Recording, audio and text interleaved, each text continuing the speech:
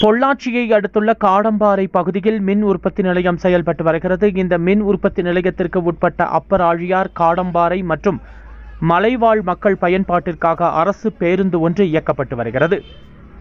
இந்நிலையில் பொள்ளாச்சி பேருந்து நிலையத்திலிருந்து பயணிகளை ஏற்றுக்கொண்டு அரசு பேருந்து காடம்பாறை பகுதிக்கு சென்றது. அப்போது அப்பர் ஆழியார் அருகே உள்ள மரப்பாலம் பகுதியில் வனப்பகுதியிலிருந்து வெளியேறிய காட்டு யானை ஒன்று அரசு பேருந்தை வழிமறித்தது. அப்போது பேருந்து ஓட்டுநர் ஹாரனை ஒலித்ததால் கோபம் கொண்ட காட்டு யானை ஆக்ரோஷமாக பேருந்தை தாக்க முயன்றது.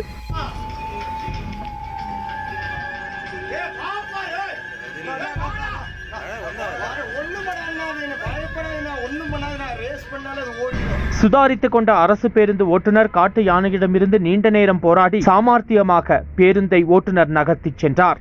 இதனால் அப்பகுதியில் பெரும் பரபரப்பு ஏற்பட்டது. வைல்ட் லைஃப் வால்பாறைக்காக நமது செய்தியாளர் சக்திவேல்.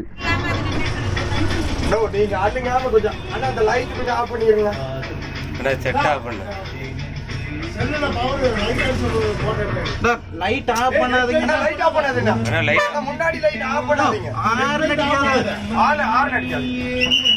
ஹெட் லைட் ஆஃப் பண்ணாத. அது ஒண்ணும் பண்ணாதடா. போய்